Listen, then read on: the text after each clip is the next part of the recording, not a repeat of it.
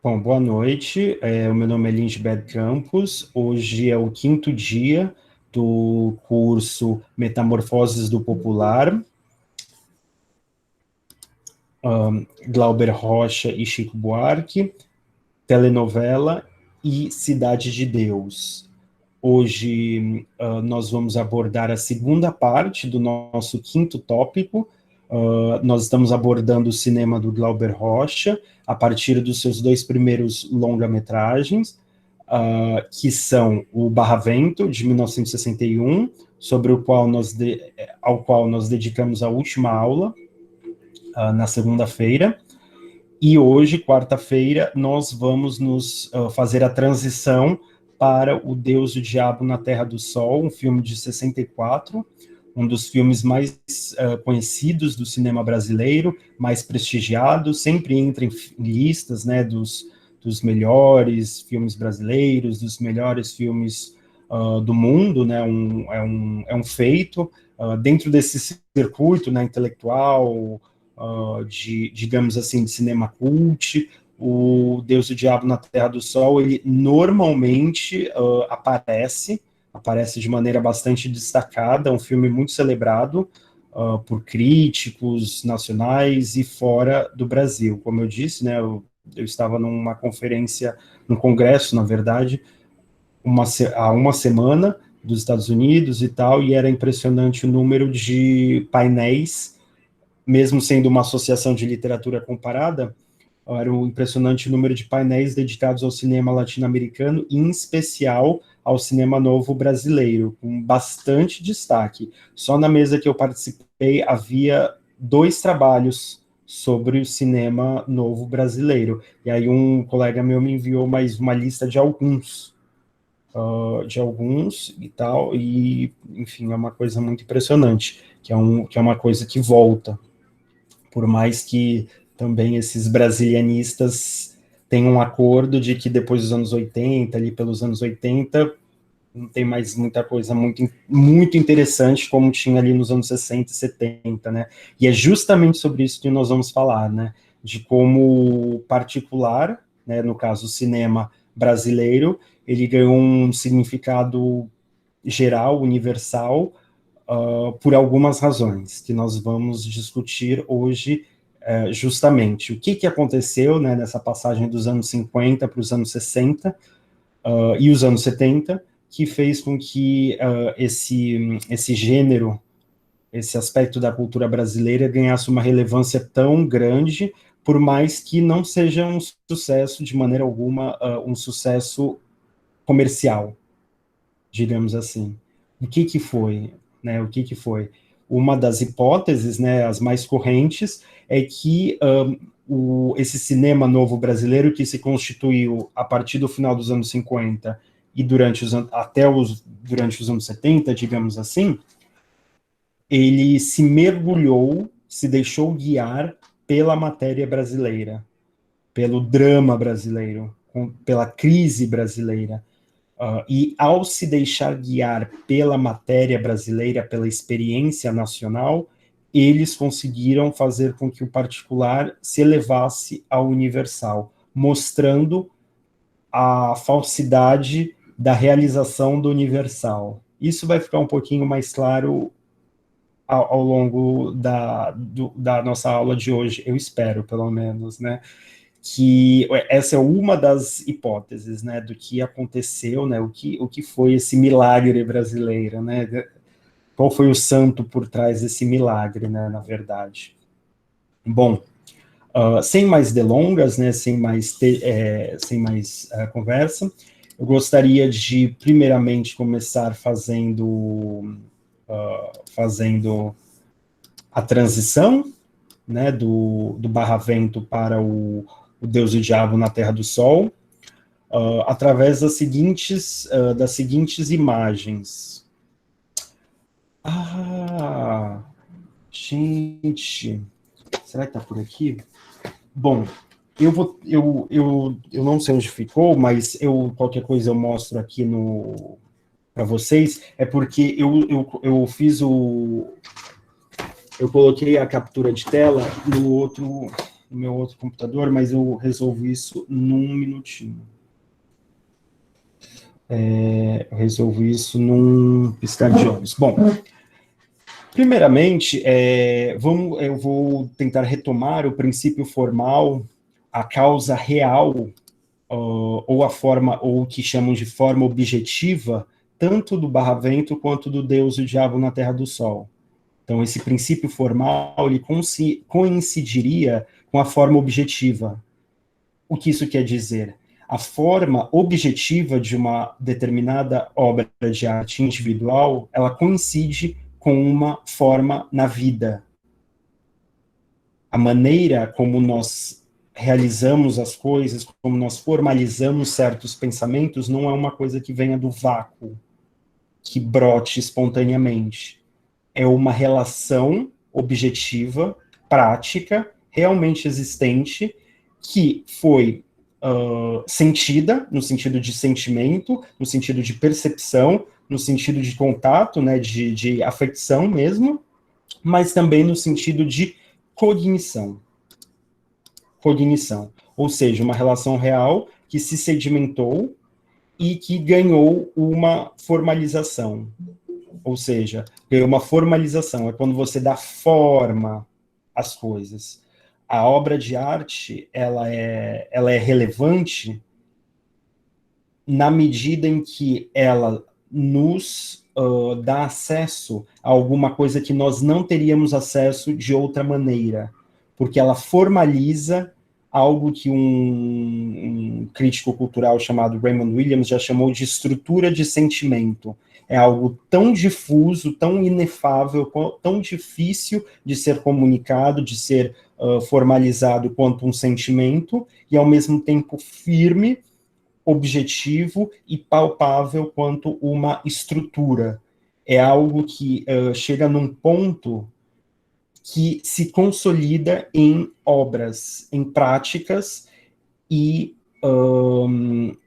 objetos culturais, que ganham uma forma, é algo que ganha uma forma. Quando você pensa em uma escultura, isso daí fica evidente, né? A escultura está dando forma a um sentimento, mas também você pode pensar uma música.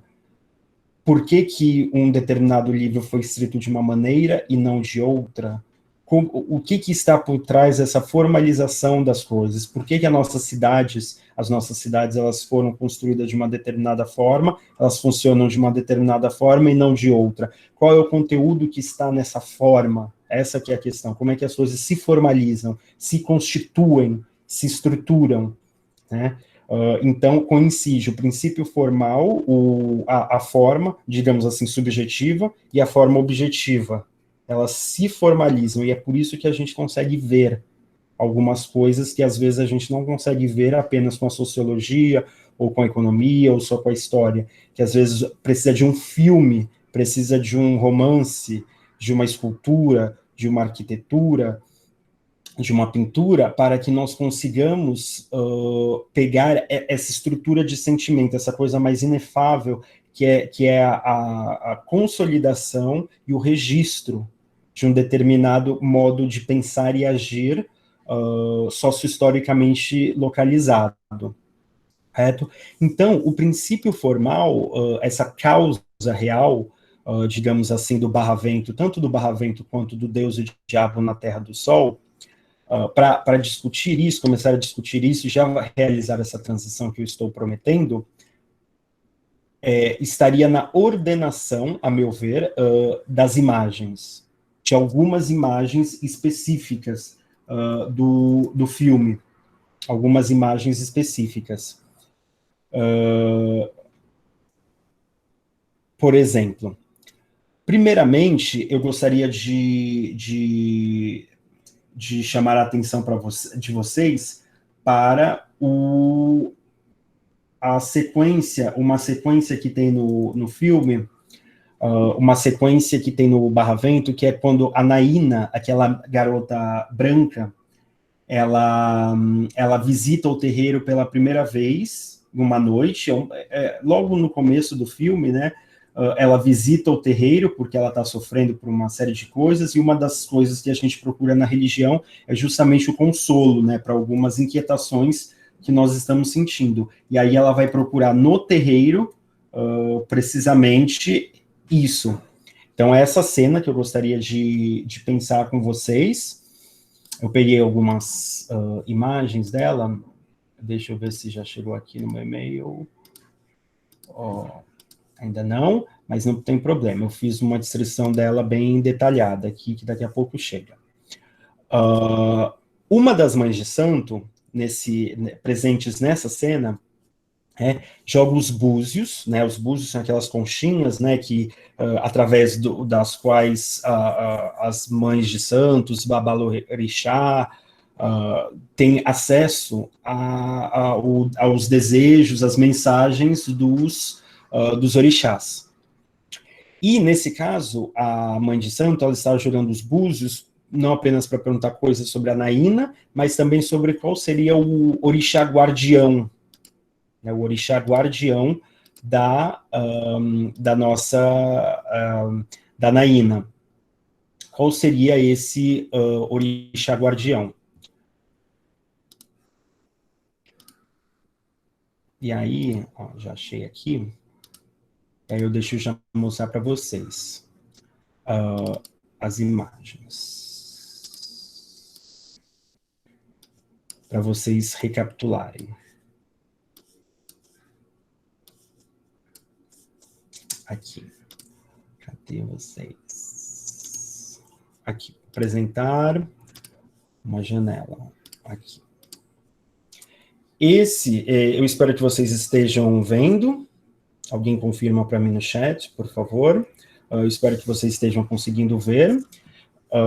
Aqui, basicamente, nós temos, eu peguei aqui os quadros dessa cena, né, que é a mãe de santo. Alguém poderia confirmar, por favor, no chat, que vocês estão conseguindo ver? Que eu estou mostrando? Estamos vendo. Tá, obrigado. Bom, aqui, né, a cena, né, ela jogando os búzios. Aqui é o búzio, né, que ela tá vendo, é a cena, né, o ponto de vista dela, aqui é o ponto de vista da câmera que está enquadrando, aqui é o que ela está vendo. Aqui, novamente, ela com um ar meio confuso, né, meio sem entender, ou vendo alguma coisa que não gosta, e aqui essa é a cena que eu gostaria de focalizar, né, com vocês. Basicamente, a câmera fecha o plano no jogo e vemos não apenas a mãe de santo se esforçando para lê-lo, como também a disposição das conchinhas sobre o pano de renda branco e uma cruz na extremidade direita, como vocês podem ver, né?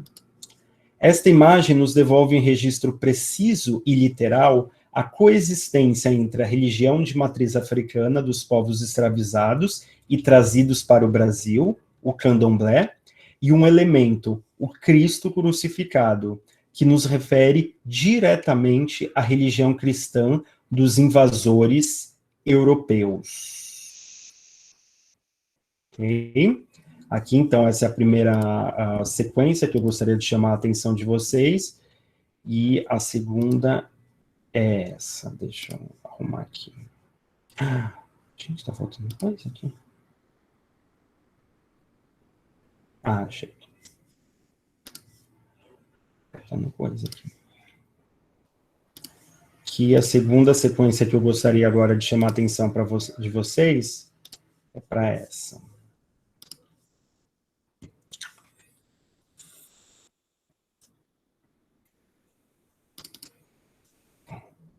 Deixa eu fechar aqui. Ai, desculpa por isso, mas é porque eu me atrapalhei aqui.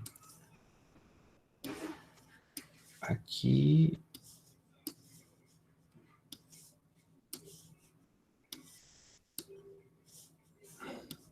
Só um minutinho. Aqui. Aqui. Aqui. Encontrei já. Aqui. Deixa eu alterar. A segunda, então, a segunda cena, né, na verdade, não é nenhuma... a segunda... Por favor, alguém me confirme se trocou a sequência, se vocês estão vendo o Firmino na tela. Sim. Bom, então, Outra cena, ou seja, nós estamos vendo ali, nós vimos a coexistência, né, praticamente pacífica entre a religião de matriz africana, dos escravizados trazidos para o Brasil de maneira forçada, e a religião dos invasores europeus. E agora eu gostaria de salientar uma outra cena que sugere a retomada desse dualismo aparentemente estruturante da vida nacional. Ok? Esse dualismo aparentemente estrutural. A cena, então, é aquela em que presenciamos a rede de pesca, né, que eles alugam de um proprietário, sendo levada pelo proprietário escoltado por um militar. Então, a cena basicamente é essa, né, em que você tem o proprietário da rede, alguns empregados dele, ele colocando aqui na caçamba da carroça, a rede, e o militar fazendo a escolta. Okay? E o que dispara essa escolta, né, só para lembrar, é que, na verdade, a escolta já tinha vindo mesmo sem nenhuma questão, né, porque é uma coisa evidente, né, pode ser que eles não queiram devolver a rede, né, porque a rede é um meio de produção deles, é um instrumento de subsistência deles, né. Primeiramente, nós temos o Firmino tentando incitá-los a se rebelar contra aquela injustiça, que seria o dono pegando a rede de volta. O Aruan, que tinha discordado do mestre, mas tinha discordado, achava que eles deveriam fazer alguma coisa para evitar aquela injustiça, mas ele acaba obedecendo o mestre, e aí ele se contrapõe ao Firmino, dizendo que não deveriam se rebelar e que deveriam obedecer ao mestre. O Firmino faz tipo uma banana para ele, e aí ele saca uma navalha, isso aqui parece ser uma navalha, e aí o plano ele focaliza, né, ele enquadra bem a navalha, e né, na sequência seguinte nós temos esse enquadramento, em que nós temos o fuzil em primeiro plano, okay? A primeira coisa aqui nessa cena é o fuzil, da mesma forma como nós temos aqui em primeiro plano a navalha e depois o corpo do Firmino. Aqui em primeiro plano, primeiro nós temos a mão do soldado, o braço, né, fica bem claro isso, e ele até, depois os outros empregados, por último lá o proprietário, tal. E finalmente o Firmino já rendido, né, e o mestre falando que eles só não matam ele porque o pai dele era uma pessoa honesta, etc., e aí o Firmino, mesmo derrotado, ele continua com a pose dele. E, finalmente, nós temos novamente, né, focalizando a navalha, o filme ele enquadra bem a navalha, faz esse quase close-up na navalha, e, por final, né, o final dessa sequência é o policial militar, né, escoltando o dono na sua carroça, levando a rede embora. Muito bem. Bom, aqui, então, nós temos a questão do Firmino, né, incitando todo mundo a se rebelar contra aquela injustiça, ele sacando uma navalha e partindo para uma briga com Aruan, que, mesmo contrariado, obedece ao mestre. Enquanto isso, nós vemos a carroça, o policial, com o que parece ser um fuzil, e ele avisa que se alguém passar para lá, ele fala isso, né? Se alguém passar para lá, ele vai meter a bala. A imagem retoma a cena com Firmino, já imobilizado pelos outros pescadores, e enquadra a navalha, como mostrei para vocês. Aqui é muito razoável supor um contraponto entre a navalha e o fuzil. Há uma espécie de contraponto aqui. Se vocês viram os dois em primeiro plano, os dois enquadrados. A navalha diretamente enquadrada, porque ela é menor, né? Mas os dois em primeiro plano. Há um contraponto entre a navalha e o fuzil, entre a capacidade de defesa imensamente inferior e rudimentar dos habitantes do buraquinho, que provavelmente só tinham a capoeira para se defender, ou seja, não tinha nenhum meio técnico, nenhuma ferramenta, pelo menos não aparece no filme. O Firmino, pelo menos, tinha uma navalha, que provavelmente ele comprou na cidade. ou seja, essa possibilidade de defesa infinitamente inferior e rudimentar dos habitantes do buraquinho e a tecnologia de destruição da força, ok? De propriedade da força do Estado e da propriedade, né? O policial militar, ali provavelmente militar, né? Encapsulando, né, encarnando a força de Estado e o proprietário exercendo a força dele de proprietário, a força da propriedade, tomando a rede. Não há nem de longe uma equiparação entre os opostos. Se, naquele âmbito da religião, nós víamos uma tentativa de conciliação, uma tentativa, pelo menos, de conciliação, aqui não há equiparação possível entre os opostos, entre os campos opostos. Não se forma nada aqui, se forma só a pura violência, o puro arbítrio. Ok? Se na primeira sequência nós vemos a aparente harmonia cultural entre diferentes, na segunda testemunhamos o desequilíbrio brutal no conflito entre capital e trabalho. Isso é o que caracteriza as sociedades dependentes e subdesenvolvidas. Você tem um desequilíbrio completo da relação entre capital e trabalho.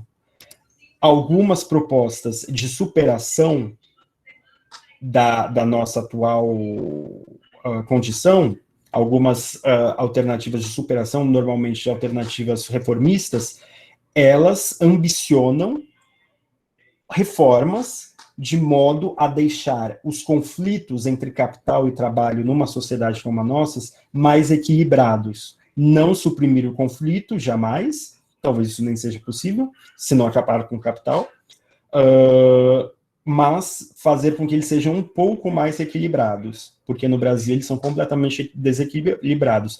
E vocês devem saber isso mais do que eu, né? Só você tentar fazer uma greve para a gente, se não for numa repartição pública ou numa universidade pública, a gente já sabe o que acontece, né?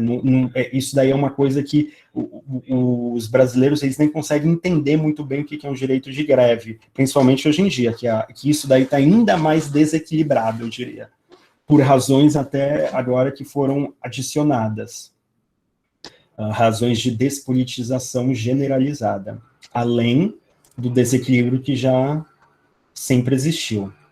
Bom, ao que parece, se alguma unidade é culturalmente possível, ela é apresentada como economicamente inviável.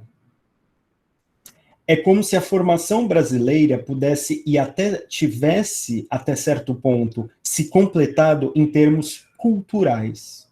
A gente começou falando sobre um cinema que ganhou o mundo, não é? E essa que é a contradição. Um cinema, digamos assim, de primeiro mundo, de país desenvolvido, que deixa as pessoas intrigadas, uma elaboração intelectual e artística em um nível altíssimo, que dura no tempo, não é uma coisa que é feita para aparecer na tela quente e depois some. Fazer um frenesi nas pessoas, algumas pessoas fazerem artigos no jornal e pronto.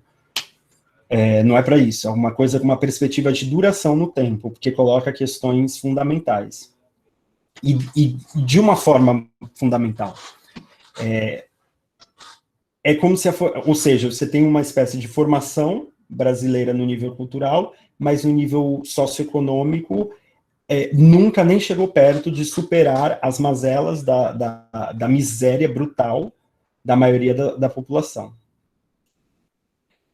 É como se a formação brasileira pudesse e até tivesse completado em termos culturais, como na literatura, na religião, no cinema, e por aí vai, sendo capaz de produzir, de tempos em tempos, sínteses capazes de superar certos particularismos que impedem a sensação de uma cultura popular, de uma cultura comum. É como se a integração tivesse acontecido no âmbito da cultura, historicamente, mas jamais no âmbito propriamente institucional, político, econômico, no país. Mas, ao mesmo tempo, é como se mesmo tendo se formado, digamos assim, essa questão cultural, é como se o arbítrio político, a violência social e a dominação econômica impusessem uma deformação que inviabiliza o conjunto. Okay?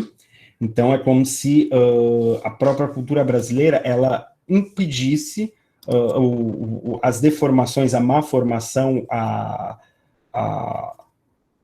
da base socioeconômica brasileira inviabilizasse o todo, por mais que aspectos culturais acontecessem, okay? Conseguissem se destacar dessas restrições.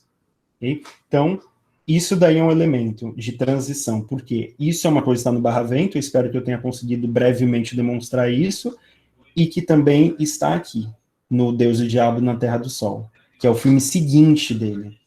O Barravento é de um momento em que ele está embevecido, o Glauber Rocha e tantos outros cineastas, por uma brecha. Normalmente, os historiadores chamam os anos 60 de uma brecha. É como se uma brecha sócio-histórica tivesse tivesse sido aberta, e que o capitalismo, de fato, ele esteve por um fio, ele esteve ameaçado. Houve levantes, desde o maio de 68 na França, ou as lutas pelos direitos civis nos Estados Unidos, as lutas de estudantes, os movimentos pacifistas, a derrota no Vietnã, e por aí vai. Os anos 60 são considerados esse período, foi a última grande vez que o capitalismo passou por um sufoco enquanto ordem mundial, e que por isso mesmo, a partir dos anos 70, uma reestruturação produtiva, uma nova reorganização do sistema, ela é imposta, né? E que vai obter reverberações em todos os lugares. É como se, em termos culturais, houvesse um chega de palhaçada, chega de teatro, de cultura política, agora é só sensações, é só imagens velozes, efêmeras e aleatórias, agora é só idiotice generalizada. Agora a gente vai botar para quebrar porque não dá mais para passar por esse sufoco, né? E nós temos o advento da cultura pós-moderna. Não por acaso, você tem o que o Gilberto Felisberto Vasconcelos chamou de capitalismo videofinanceiro. Você não consegue entender a hegemonia da fração financeira sem entender a hegemonia cultural do vídeo, especialmente da televisão, então da indústria fonográfica já completamente oligopolizada. Porque não adianta só você ser capaz de produzir um filme, você também tem que ter controle dos meios de distribuição, correto? E esses daí continuam meio que intactos. É só você ir ver, até numa cidade no interior da França ou do Brasil, vai estar lá Mulher Maravilha. Correto? Bom, então esse era o momento do Barravento, esse momento de brecha. Um filme de 61, foi gravado de 59 a 61. Inclusive, no Brasil, o clima era muito auspicioso para essa ideia de uma brecha. Abriu-se uma brecha, tanto é que o filme ele acaba, tanto o Barravento quanto o Deus e o Diabo na Terra do Sol, eles têm essa característica de inacabamento, de deixar uma coisa meio que aberta, né, uma possibilidade em aberta. É como se houvesse a possibilidade de superação naquele momento, e esses filmes, eles são frutos desse clima cultural, sócio-histórico. Bom, no Deus e o Diabo na Terra do Sol, essa polarização, ambivalência e contradição são ampliadas, e a busca de uma superação para aquele impasse é formulada, apesar de aparentemente não ser encontrada. Ou seja, não é um filme, que eu acho que é por isso que deu certo, que traz a realidade já pronta e acabada e uma solução já pronta e acabada para ela. Não é um filme programático, é um filme que traz problemas, que produz teoremas, né?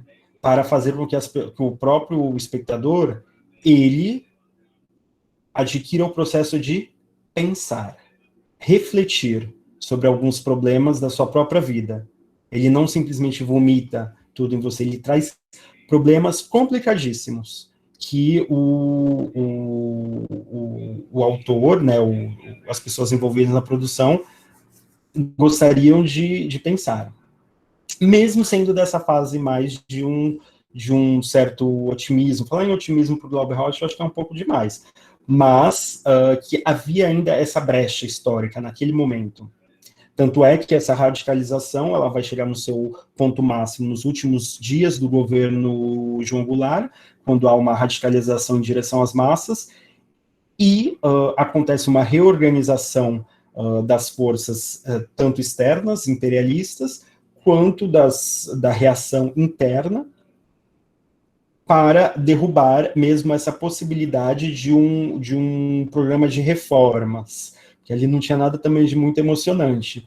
Era, de fato, aquilo que eu estava falando para vocês. O contexto do Deus, o Diabo, do Terra do Sol, o horizonte utópico eram as reformas de base, notadamente acabar com a estrutura agroexportadora do Brasil, ou diminuir a sua importância, realizando a reforma agrária. Realizando a reforma agrária, a alfabetização universal, através do método Paulo Freire, que é uma coisa que é desenvolvida desde os anos 40. Por quê? Porque você tinha ali um embate ali você já tem isso, né? Que o método Paulo Freire era usado para alfabetizar as pessoas em um período curto de tempo, de modo que elas pudessem votar. Ou seja, você já vê que uma coisa não vai à outra. A luta política e o desenvolvimento de formas intelectuais e artísticas, correto? Desde os anos, no final dos anos 40, já os anos 50, com certeza, e os anos 60. Bom, então, o Deus e o Diabo, ele traz novamente essa busca de superação. Porém, e é por isso, né, que fica uma coisa meio inacabada, um final meio sem muito... O que é isso, né? As duas protagonistas correndo pelo sertão em direção ao mar. Que é isso? É um final um tanto quanto enigmático. Se observarmos a estrutura geral do filme, vamos perceber que, primeiramente, temos um vaqueiro, que é o Manuel, que, diferentemente dos pescadores de buraquinho, aqui já tem uma diferença. Diferentemente dos pescadores de buraquinho, ele finalmente se rebela e assassina seu patrão. Mas ele é um vaqueiro, ele levou umas vacas, uma das vacas foi picada por uma cobra, porque estava tudo seco e tal, e aí ele levou num açude que era um pouquinho mais afastado, aparentemente, e era um pouquinho mais selvagem, veio uma cobra e mordeu. E aí ele estava contando com dinheiro, e o patrão disse que a culpa era dele, que ele não ia ter a partilha do dinheiro. Então ele resolve falar, ele pergunta até que lei é essa que não defende o que é meu? Que ele fala, né, a lei está comigo, o coronel Moraes. Então, diferentemente dos pescadores do buraquinho, ele finalmente se rebela e assassina seu patrão, mas logo abraça um misticismo violento, ou seja, ele supera, mas aí já aparece um problema, que é isso, o Glauber, ele não está fazendo, ele está menos preocupado em fazer uma peça de agitação e propaganda, ou um nacional popular, do que ele tem essa preocupação esteticista, que é revolucionária. Evidentemente que ele nunca teve essa preocupação em aliar, subordinar a estética, a revolucionar as formas artísticas a um imperativo de organização política. Então, ele é revolucionário de um certo ponto, mas ele se afasta dessas tendências nacional-popular, digamos assim, à medida que ele procura, ele tenta se manter intelectualmente fiel à matéria brasileira. Ele procura se manter intelectual e artisticamente fiel à matéria brasileira. Ele vai criando os problemas que, de fato, a matéria vai se apresentando para ele. Ou seja, o povo brasileiro, encarnado no Manuel, até pode, em alguns momentos, fazer um Chega, né, um junho de 2013, sei lá, onde todos nós estávamos, mas, se rebelar e assassinar o patrão, mas logo abraçam um misticismo violento, no caso do Manuel, do nosso caso só ficou o misticismo, o violento saiu. Uma segunda fase é inaugurada por intermédio do assassinato dos Beatos. Okay? Então, o Manuel ele adere ao grupo do Santo Sebastião, do Beato Sebastião, que estava organizando fiéis ao redor dele para saquear cidades, se opor à república, do que ele chama República da Desgraça, a república que tirou o imperador e criou só pobreza ainda maior para o povo. Né? E uma coisa que é meio que um espelhamento do que aconteceu em Canudos, né? Que foi justamente a região escolhida pelo Glauber para filmar o Deus e o Diabo na Terra do Sol. Há esse dado que é tanto extra quanto intra do filme. A locação utilizada é na região de onde foi construído, foi erigido e depois destruído o Arraial de Canudos. Que foi um dos levantes populares mais conhecidos do povo brasileiro, que criou o que o Lenin chamou de dualidade de poder. A dualidade de poder é quando você não tem só um poder estatal, quando você cria uma força antiestatal, que você cria de fato uma dualidade de poder. Okay? Hoje a dualidade de poder no Brasil, a gente sabe que ela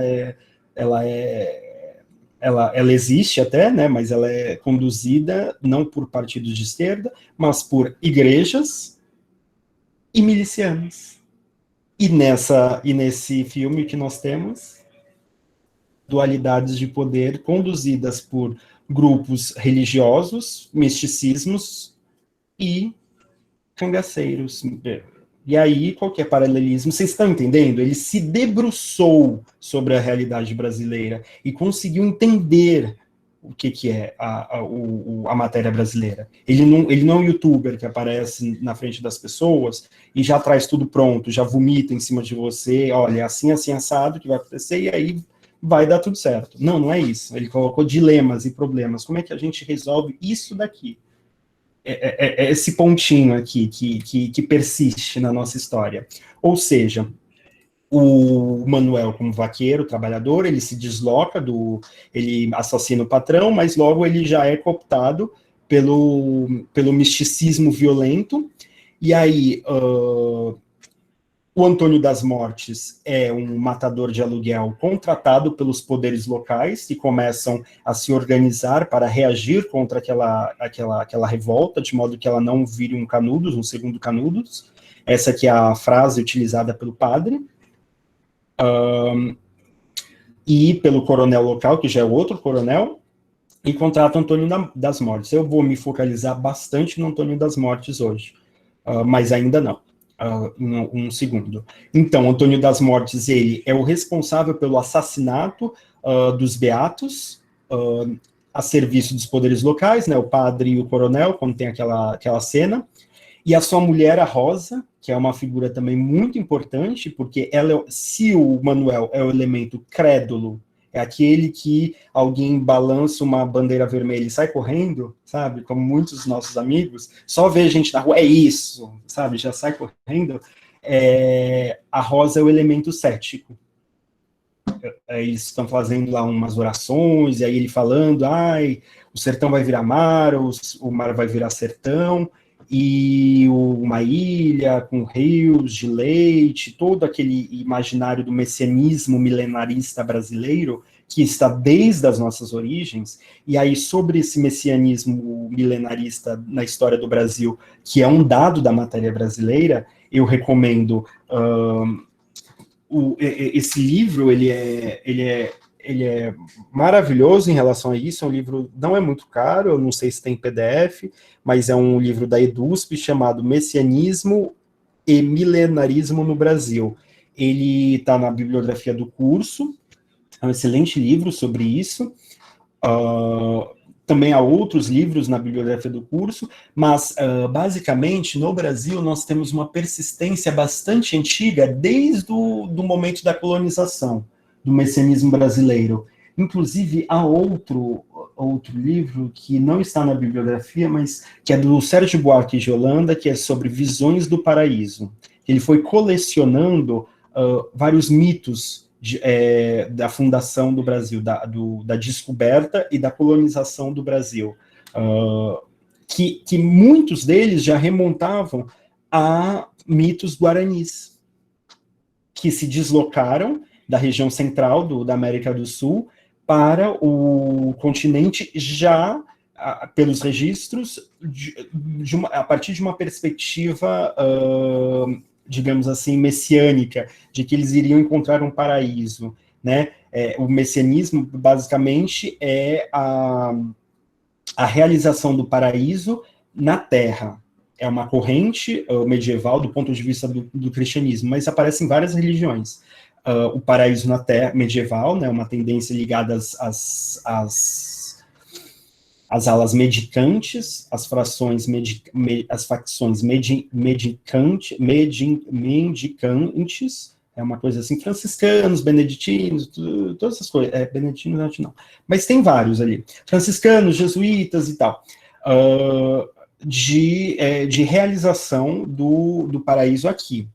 Os jesuítas, né, organizavam os indígenas porque eles tinham essa ideia, quando os jesuítas, de proteger os índios e fundar uma cidade de Deus no Brasil, a partir da inocência dos indígenas. Tentar criar uma nova sociedade a partir do afastamento da corrupção da Europa dos colonizadores, e é por isso que eles são expulsos, né? Eles chegam a armar os índios em alguns casos, só que é catastrófico para os indígenas, porque como eles colocavam, às vezes, 40 mil indígenas no mesmo lugar, tentando protegê-los, as doenças, eles passavam doenças sem querer para eles, e elas dizimavam, assim, de 40 mil sobrava 2 mil, assim, e aí a crise de consciência, eles foram derrotados, os jesuítas, em todas as frentes, né?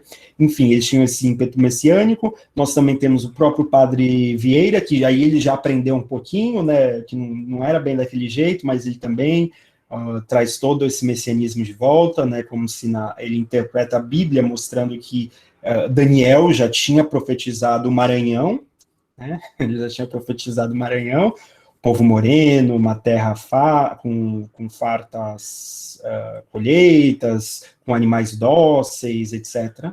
Clima ameno. Nós temos o próprio Canudos, e aí os populismos todos, né, políticos, né, que se arvoram da fé do povo, etc. É uma coisa recorrente na nossa história, é uma coisa do Brasil, que é muito forte no Brasil. Então, ele entra nesse misticismo violento, o Antônio das Mortes destrói tudo aquilo, a Rosa, ela é crédula, ela é cética em relação a tudo isso, então tem uma cena que eles estão lá em cima do Monte Santo, que ele vai profetizando tudo isso, que vai tudo dar certo, e tal, e ela fala, é mentira, ele faz uma sobreposição de vozes ali, uma cena bem interessante. Então, a Rosa e o Manuel, finalmente, eles se dissociam do grupo do Beato Sebastião, porém, rapidamente, o ex-vaqueiro já adere à violência mística. Se com Dom Sebastião ele aderiu ao misticismo violento, agora ele aderiu à violência mística, usando alguns termos da análise do Jean-Claude Bernard, aqui. Do Corisco, que seria uma figura ligada ao cangaço, ele cita em alguns momentos o Lampião, né, que ele seria o último descendente lá do grupo do Lampião, e o seu bando de cangaceiros que estavam embevecidos por uma destruição cega, né, e muito místico. Faça importante notar que, embora em ambos os casos se trate de uma revolta alienada, esse longa não deixa de poder ser considerado como a apresentação de uma série de figurações, no sentido de representações, de fazer com que você faça com que um certo sentimento ele ganhe uma formalização, uma forma, uma imagem, okay? No sentido de figurações da Revolução Brasileira, aqui entendida como superação das contradições nacionais realmente existentes e inauguração de novas. Especialmente porque a hesitação, e essa é uma palavra muito importante, a hesitação de uma personagem, de uma das personagens principais desse, e mais emblemáticas desse filme, que depois vai ganhar um filme só seu, né, que é o Antônio das Mortes. O Antônio das Mortes, ele fica toda hora, se der tempo a gente vai ver aqui, refletindo sobre o que ele está fazendo, o que eu estou fazendo, né, porque ele tem uma má consciência, no sentido de que ele sente uma dor na consciência sobre o que ele está fazendo, né, o negócio dele, que é matar. Ele reflete, né, a hesitação dele, a oscilação, a vacilação dele, se encontra justamente no imperativo que ele tem de eliminar as fontes de alienação do povo, de modo a deixar o caminho livre para a eclosão de uma guerra. A maneira que ele encontrou de aliviar a consciência dele sobre o que ele faz é que ele está eliminando as alienações do povo. O misticismo religioso, a alienação religiosa, e a alienação da primeira forma de resistência, segundo o Engels, na situação da classe trabalhadora inglesa, a primeira forma de resistência dos trabalhadores é o roubo, é o banditismo. A primeira forma, a mais rudimentar de resistência do povo contra a opressão da propriedade privada é o roubo, é o banditismo, é o primeiro assalto à propriedade privada, e depois vão desenvolver formas mais sofisticadas de resistência, disso, mas o roubo, essa tomada de assalto é a forma mais precária, digamos assim. Então, ele se coloca nessa missão de livrar o povo dessas alienações, né? Por quê? Porque ele vê que a única forma de superação possível ali daquela desgraça toda era a eclosão de uma guerra total, né? Então, o Antônio das Mortes, ele toma a decisão de matar o Corisco. Quando ele toma essa decisão, ele fala o seguinte, eu acho que eu tenho aqui, será que eu tenho aqui? Não. Ah, sim, eu tenho aqui. E aí eu acho que a gente pode ver essa cena, porque é justamente essa cena, depois de ele está conversando com o cego Júlio, e aí ele está com essa dor, desses momentos ele está com uma dor de consciência, que ele fala o seguinte, ele diz o seguinte: uma grande guerra sem a cegueira de Deus, Beato Sebastião, e do diabo, né, o cangaceiro, o corisco, que apelida inclusive o Manuel de Satanás. E para que essa guerra venha logo, eu que já matei Sebastião, vou matar Corisco. É o momento da tomada de decisão da personagem. Bom, eu vou colocar aqui para vocês verem,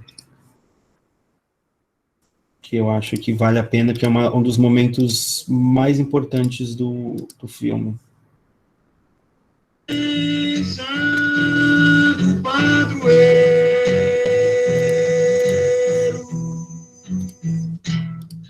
Santo Antônio das Mortes,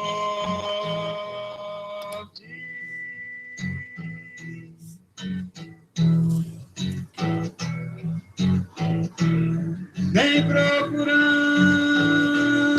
noite e dia,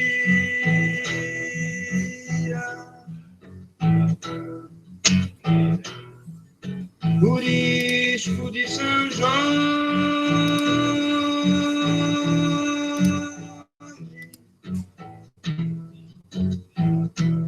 vem procurando noite e dia,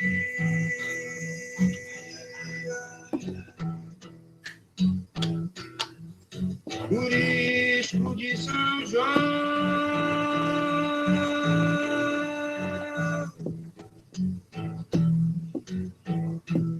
vem procurando noite e dia.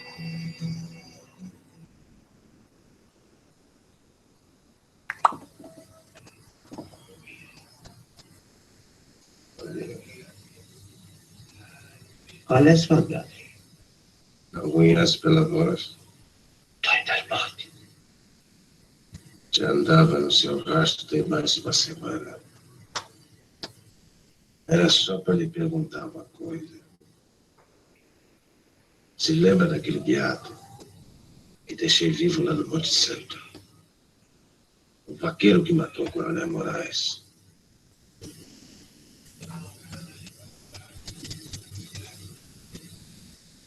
Tá bem lembrado? Sim, senhor. Foi meu dia. Mas tem muito tempo que eu não tenho notícia dele.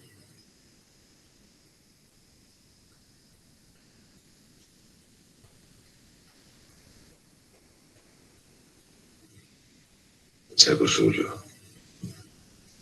o povo de Jeremoabo e Juazeiro viu o senhor passar com os cabras de Corisco a semana passada. Me fala a verdade. Aquele vaqueiro não é o mesmo cabra de nome Satanás. E não foi o senhor que entregou ele a Corisco. Acho que deu destino certo. Pois não podia ficar mais arrastando o Manuel e Rosa. Destino de cangaceiro. Seu Antônio, tá vendo bem aí adiante dos seus olhos? É o sertão grande de Canudo. Após. Nesse grande eu enxergo a terra vermelha do sangue do conselheiro. Morreu 4 expedições do governo. Morreram a César. Isso eu vejo melhor no meu escuro. Eu não entendo como o senhor persegue um cabra como... Não quero que ninguém entenda nada de minha pessoa.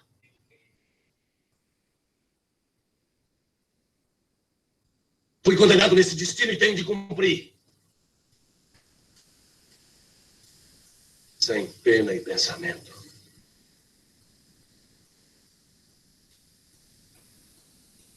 Cego Júlio, me diz uma coisa. Quem matou o santo lá na igreja? Essa pergunta a gente não faz, Antônio. Essas perguntas a gente esquece. Quem foi que matou o santo? Foi Manuel? O senhor não disse que foi o povo?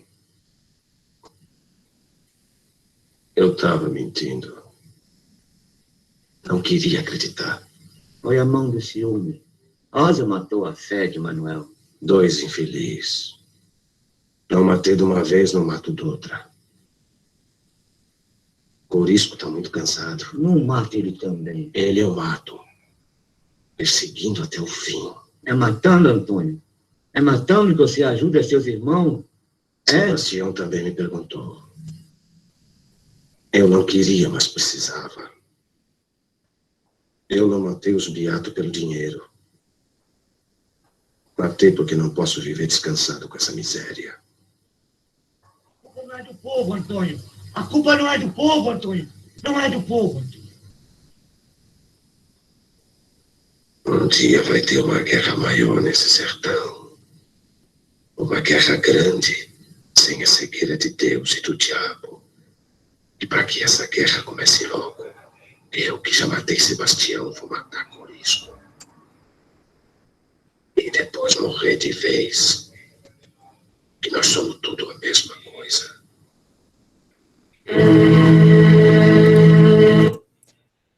Então, pessoal, como vocês podem ver, eu não sei se está aparecendo agora. Bom, como vocês podem ver, então, o Antônio das Mortes, né, essa pessoa que tem um imperativo, né, que se coloca, né, nessa função de eliminar as fontes de alienação do povo, de modo a deixar o caminho livre para a eclosão de uma guerra. Ao tomar a decisão de matar o Corisco, ele anuncia seu intento, uma grande guerra sem a cegueira de Deus e do diabo. E para que essa guerra venha logo, eu que já matei Sebastião, vou matar Corisco. É o momento da tomada de decisão de uma das protagonistas, de uma das personagens principais aqui. Essa contradição, dentro dele, constitui tanto o próprio núcleo da história, na sua totalidade, quanto a personagem em particular. Porque, apesar de ele não estar fazendo isso para ajudar o povo, aqui é uma coisa muito importante. Ele não está fazendo, ele, em nenhum momento ele colocou que ele está fazendo isso para ajudar o povo, porque ele está sendo pago para matar fanáticos e cangaceiros, por mais que ele diga que ele não está fazendo isso pelo dinheiro. Então, ele não está fazendo isso nem pelo dinheiro e nem para ajudar o povo. Já que quem está pagando ele são as pessoas que oprimem o vaqueiro. E ele se interessa muito pelo Manuel, porque ali ele enxerga alguém que talvez pudesse fazer alguma coisa. Por quê? Porque a Rosa matou o Sebastião, ele matou o coronel. Então ele vê ali um potencial, assim, ele falou, olha, esse pessoal aí pode dar em alguma coisa, mas aí ele viu que caiu no Sebastião, caiu nos cangaceiros, eu preciso ajudar aqui esse pessoal a se libertar dessas coisas. Então, o que acontece é que ele ainda assim compreende que o seu trabalho é paliativo, ele percebe que o seu trabalho não é o suficiente. O que ele vai fazer, e a maneira que ele encontra para ele não ter remorso, para ele não... Ele foge para uma ideia metafísica de destino. É o destino dele fazer isso. Né? Livrar as pessoas desses impedimentos que a guerra exploda. Essas estruturas ideológicas, essas estruturas de contenção da sedição, que vai fazer com que a guerra exploda, né? Então, aqui é uma figura muito contraditória, ao mesmo tempo, digamos assim, meio reacionária, mas ao mesmo tempo radical, revolucionária, né? Uma coisa muito interessante, pré-revolucionário, talvez, não sei, é a palavra que o Glauber mesmo usa para caracterizar o Antônio das Mortes, é pré-revolucionário, é alguém que está tentando organizar a revolução. Né? E aqui ele se encontra, o Antônio das Mortes, em uma camada intermediária entre os proprietários e entre o Manuel e a Rosa. Então ele se encontra na camada das pessoas que assistem e discutem o filme. Ele corresponde à situação social, digamos assim, eu odeio essa palavra. Sabe por que eu odeio? Porque ela nunca quer dizer nada. Classe média. Mas vamos usá-la só para facilitar as coisas, mas vamos usá-la. Por quê? Porque eu sou, de um ponto de vista marxista, a palavra classe média ela não quer dizer muita coisa, mas vamos usar no sentido para ajudar aqui, como nós temos pouco tempo e tal, vamos entender isso, que ele está nessa situação social, e é uma palavra que o Jean-Claude Bernard, ele usa muito, eu acho que ele não explica muito bem o que ele está querendo dizer com classe média. A discussão que o Jean-Claude Bernard faz nesse livro, que eu recomendo muito, Brasil em Tempos de Cinema, que está na bibliografia também, é um livro muito bom, tem uma edição nova da Companhia das Letras, ele fez recentemente um documentário com o Safatli e tal, com o Vladimir Safatli. Então, o livro é muito bom porque ele traz uma tese muito original, no calor do momento. O livro é de 67, imagine. Você continuar sendo editado falando de uma coisa tão recente é porque você tem uma coisa a falar. Por mais que uma outra coisa ali... Ele fala umas bobagens sobre o Brecht, ele provavelmente na época não entendeu, ou não entende, ou não quer entender. Tem esse problema da classe média, mas ele tem uma opinião, ele tem uma leitura muito acurada do Antônio das Mortes e da questão do cinema de maneira geral, né? Qual é o papel do cinema na sociedade burguesa? Eu acho que isso aí é interessante. Mas voltando aqui, então, o Antônio das Mortes, ele ocupa esse lugar intermediário, esse lugar que seria correspondente à situação social da classe média, porque está entre os dois. E a classe média, justamente, é tanto o espectador do Glauber Rocha, quanto ele mesmo, quanto nós, que nos interessa nessa ideia meio alargada de classe média, digamos assim. Seríamos nós. Porque nós queremos justamente eclodir o conflito. Nós trabalhamos para eclodir o conflito, fazer com que esse conflito aconteça. É mais ou menos o Firmino. O Firmino também está eu adoro essa palavra, entrelugar, nesse entrelugar, né, nessa falta de lugar. Essa palavra não quer dizer nada também, né, igual a classe média. Nesse entrelugar, porque ele já tem a experiência da cidade, mas ele veio lá dos pequenos, ele não pertence nem à cidade, nem ao buraquinho mais.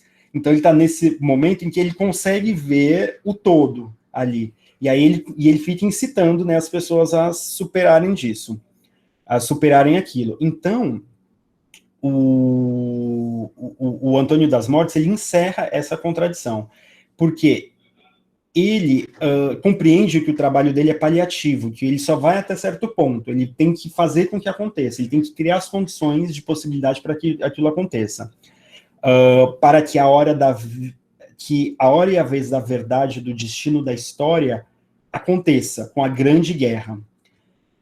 Efetivamente, vejamos como o teorema é armado a partir da caracterização do Antônio das Mortes. Agora eu vou ler aqui a caracterização que o próprio Jean-Claude Bernard ele faz do Antônio das Mortes. Eu acho que é muito interessante, tanto para a gente ter um posicionamento favorável, aderir ou não, porque eu acho que ele traz uns elementos importantes aqui.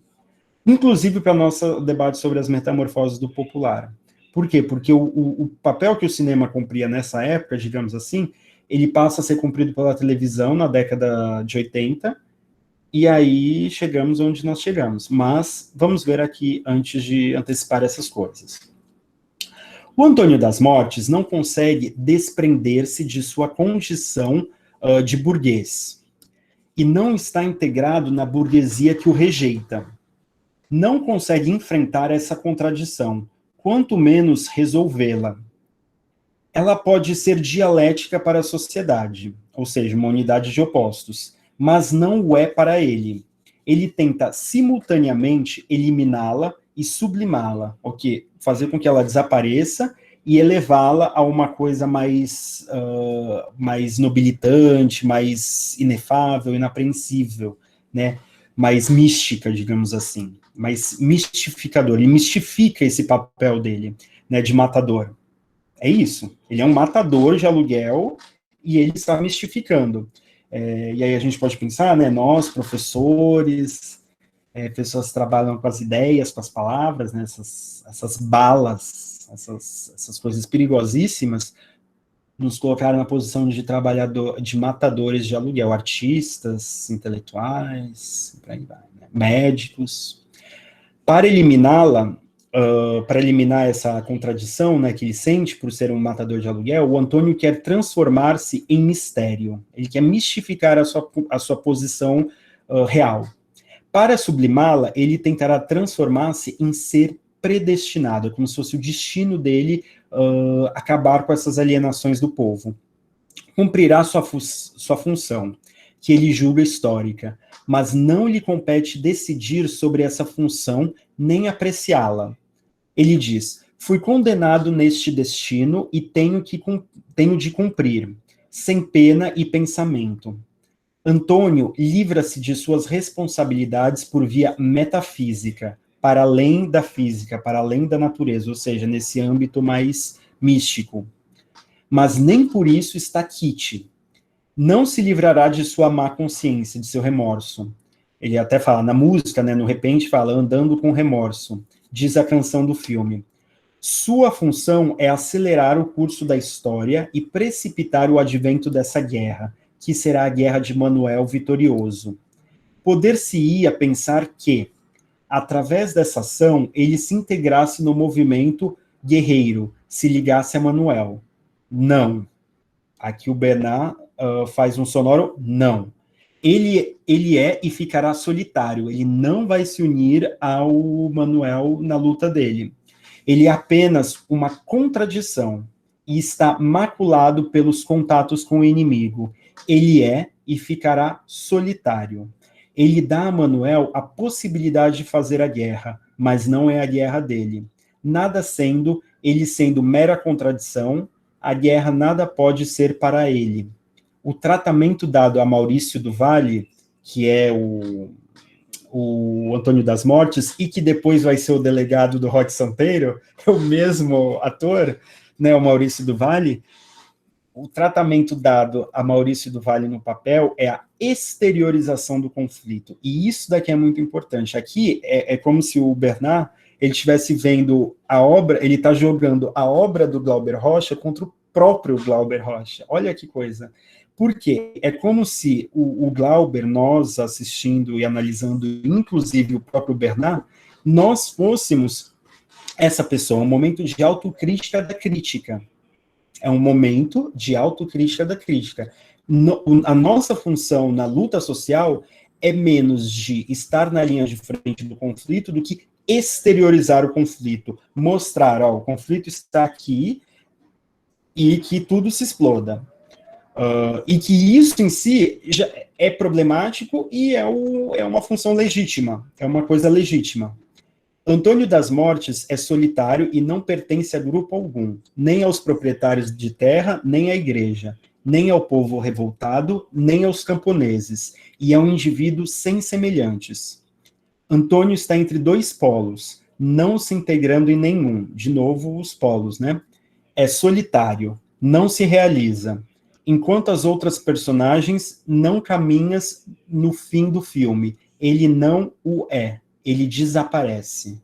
Ele dá as possibilidades de realizar a guerra. A guerra é problema dos outros. Assim, reencontramos em Antônio das Mortes a estrutura da situação social da classe média, tratando-se desta vez, nitidamente, de sua parte progressista. Ligada às classes dirigentes pelo dinheiro que estas lhe fornecem, pretende colocar-se na perspectiva do povo. Esse seria o dado da situação social da classe média progressista, que nós somos pagos por salários dados pela classe dirigente, porque nós fazemos trabalhos com a cabeça, professores, médicos, profissionais liberais, artistas, etc., mas nos colocamos na perspectiva do povo. Então, essa é a contradição. Olha como ele está se deixando guiar pela matéria social brasileira. O nosso trabalho, então, é o do Antônio das Mortes. O cinema brasileiro percorreu todo o caminho necessário, e aqui é a ideia de acumulação, a ideia de formação de um cinema. Porque, lembrando, gente, antes do cinema novo, o que nós tínhamos, basicamente, eram três coisas. A pornochanchada, o cinema cult, tacanho, meio tosco, que ficava imitando tudo, o que vinha de fora, e um terceiro eixo que agora eu não me recordo mais, mas basicamente nós tínhamos isso, não era uma coisa que ainda conseguia produzir. O cinema novo, esse ponto de acumulação, de culminação, de formação, que eu vou deixar mais claro daqui a pouco. Como eu prometi que eu ia falar mais do Antônio das Mortes, eu prometo que a gente vai voltar nesse ponto, porque é aí que a gente conclui a nossa análise de formação, né, da cultura brasileira que culminou no cinema brasileiro, no cinema novo dos anos 50, final dos anos 50, 60 e 70. O cinema brasileiro percorreu todo o caminho necessário para que, enfim, não possamos mais deixar de nos examinarmos a nós próprios, de nos interrogarmos sobre a nossa situação social, sobre a validade de nossa atuação e sobre nossa responsabilidade social e política. No filme, tem um papel político positivo, o Antônio das Mortes, né? Já que torna possível a guerra de Manuel. Mas, por que pensar que a morte do Beato e do cangaceiro permitirá a Manuel fazer a guerra? Antônio continua a pensar com os vícios de Firmino, que pretendia dar ao povo sua revolução. Embora Antônio considere seu papel restrito a uma primeira fase, por que não pensar que a própria guerra destruirá forçosamente o Beato e o cangaceiro, já que é uma guerra que já vai vir? Por que não pensar que, se o próprio Manuel não for capaz de superar suas duas revoltas alienadas, tampouco será capaz de fazer a guerra, ou seja, de tornar sua revolta uma revolução? Não foi Manuel que eliminou suas alienações, foi um terceiro, o Antônio das Mortes. O que não significa que Manuel deixou de ser alienado. Isso é muito importante. Manuel, depois de ter matado o latifundiário, comporta-se praticamente como um ser inerte, que se deixa guiar pelo Beato e pelo cangaceiro. Quem afirma que, após a morte de Corisco, Manuel passe da inércia à ação? Quem é que pode garantir isso? Muito provavelmente, Manuel procurará agarrar-se a uma nova possibilidade, a uma nova ilusão de saída. O próprio Antônio das Mortes ou o governo federal? E aqui é um dado muito importante, pessoal, a meu ver, porque aqui é que estabelece a relevância desse filme para os dias atuais. O que nós vemos no cenário político brasileiro atual é justamente isso, o acúmulo de falsas alternativas que vão se colocando e que as pessoas vão se aderindo. E hoje o leque de alternativas é muito maior. Então, o trabalho de pessoas pensantes, de pessoas críticas, é colocar a crítica, é colocar a inviabilidade das alternativas colocadas. Mas, a meu ver, não colocá-la na perspectiva de mostrar um caminho a ser seguido e de eliminar e de tentar eliminar as possibilidades de experiências alienadas, porque nós próprios podemos estar sendo vítimas de uma alienação que nós não percebemos, mas de colocar o problema, né? Colocar o problema em todos os sentidos, né? Exteriorizar os conflitos e as contradições, colocar a água no chope, correto? E é exatamente por ter conseguido chegar nessa pergunta, como é que você coloca esses problemas e colocar esses problemas, que o cinema novo pode ser considerado como um momento em que você tem esses momentos de salto, que eu estava falando no começo da aula, de salto, que você tem uma acumulação, quando você tem um acúmulo de tradições que cria um filtro, porque nós somos constantemente e diariamente bombardeados por novidades estrangeiras, ideologias alienígenas e uma série de bobagens, de modismos internacionais, que chegam aqui na alfândega paulista, né, que geralmente chega em São Paulo, e aí de São Paulo é um entreposto comercial, é tipo de ser a GESP do lixo ideológico internacional, e aí a gente manda para todos os lugares. Mas hoje em dia o negócio já chegou num nível tal que eu acho que há alfândegas espalhadas pelo país inteiro, né? Então, esse momento do cinema novo é um momento equivalente, digamos assim, ao do Machado de Assis e ao do João Guimarães Rosa, quando esse influxo externo de ideologias estrangeiras que impossibilitam que a gente olhe a matéria brasileira, que a gente se deixe guiar pela matéria brasileira, ele perde força e ganha força um ponto de vista que continua se alimentando disso, mas que criou uma tradição local que consegue filtrar toda essa ideologia. E aí eu faço essa transição já para o final da nossa aula, já para fazer para integrar essa análise do Deus e o Diabo na Terra do Sol. Eu teria outras coisas para falar, que na sexta-feira eu retomo algumas outras coisas, mas para a gente já ir se direcionando ao final, eu retomaria uma discussão que existe que foi colocada num livro chamado Sentimento da Dialética, um livro de 1992, no qual o Paulo Arantes, um professor do Departamento de Filosofia da FEFELESH USP, ele faz uma análise da experiência intelectual brasileira através da obra do Antônio Cândido e do Roberto Schwartz, dois críticos literários brasileiros. Okay? Basicamente, ele faz o seguinte, ele faz uma análise do sentido da crítica literária de Antônio Cândido e percebe como a intenção antidogmática, o sentido do relativo e o espírito em perpétua mobilidade do ensaísmo, e talvez nós possamos encontrar também no cinema novo, nessa multiplicação de teoremas, repõe essas características, né, intenção antidogmática, senso do relativo e espírito em perpétua mobilidade, repõe ou é articulado de tal maneira que essas formas, elas sejam capazes não só de repor a realidade brasileira, mas de dar conta, né, produzir uma forma que comporte o conteúdo da experiência brasileira.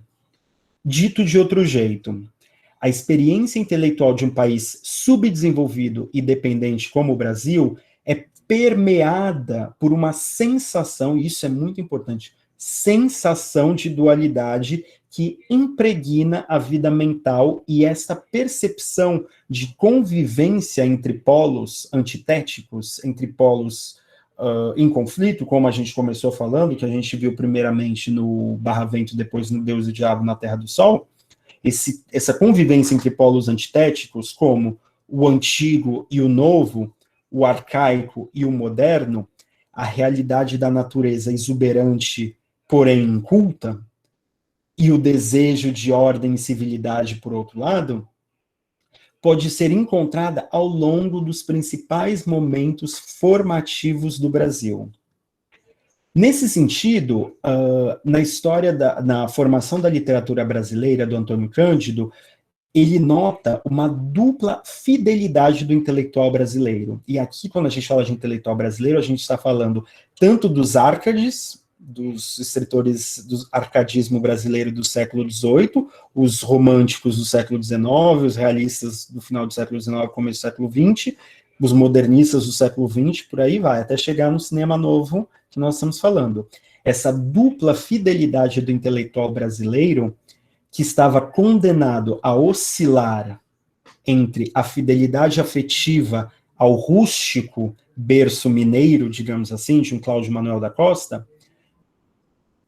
e a fidelidade à norma intelectual e social da metrópole de outro, ou seja, a fidelidade ao meio, à matéria brasileira e à norma intelectual mais elevada da metrópole, desde o arcadismo, que seria o nosso classicismo à brasileira, passando pelo romantismo e o modernismo locais, tal instabilidade do intelectual brasileiro, da classe média brasileira, se vocês quiserem, revelaria certo sentimento íntimo de inadequação. Ou seja, nós nos sentimos meio inadequados.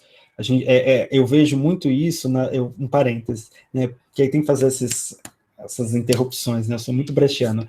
Eu vejo isso muito nas redes sociais, né, o desespero das pessoas, né, as pessoas falam, povo burro, não entende, que não sei o quê, mesmo essa pessoa, às vezes, que é de uma classe média, que tem acesso a leituras, cursos, etc., às vezes não é um intelectual propriamente dito, mas mesmo esse segmento, você vê esse sentimento de inadequação, que fala, povo burro, que não entende nada, esse povo é tudo muito ignorante, que não sei o que, se sente meio mal, porque a pessoa tem acesso a línguas estrangeiras, a produções que são feitas em outro lugar, ou mesmo aqui, e aí se sente meio inadequado, né?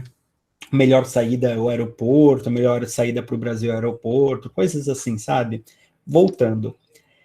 Este é o drama do intelectual brasileiro situado entre duas realidades, condenado a oscilar entre dois níveis de cultura.